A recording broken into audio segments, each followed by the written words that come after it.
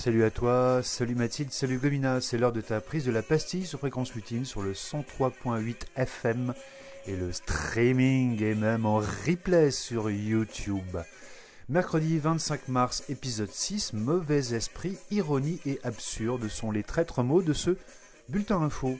Bonne fête aux Humbert, bon courage à tous les confinés, c'est l'heure de la mobilisation générale.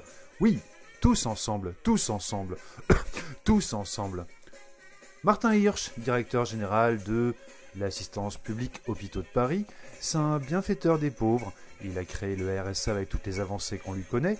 Martin Hirsch, promoteur des réductions d'effectifs hospitaliers depuis de nombreuses années, responsable de l'approvisionnement, donc des pénuries de matériel médical en Ile-de-France en tant que directeur HPHP et donc de la pharmacie centrale, indique « On a besoin de tout le monde, qu'il soit volontaire ou qu'on fasse appel à la réquisition.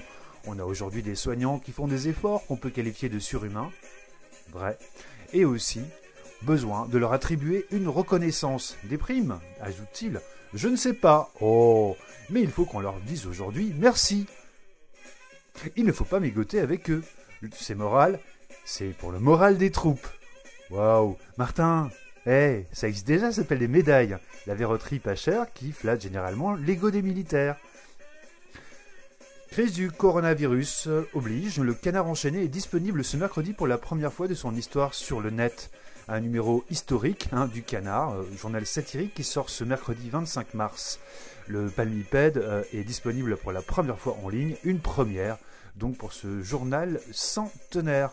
Vous irez sur le site du Canard enchaîné et vous pourrez vous procurer ce premier numéro contre la modique somme d'€1 et c'est gratuit pour les abonnés.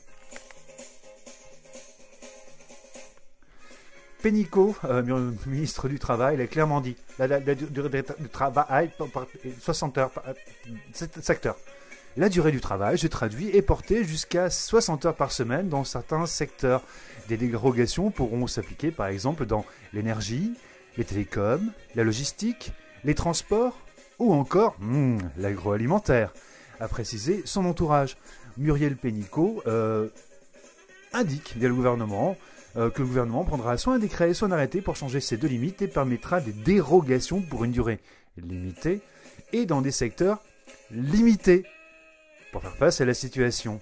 Il y aura paiement en heures supplémentaires et respect du repos légal, a pris soin de préciser l'entourage de la ministre.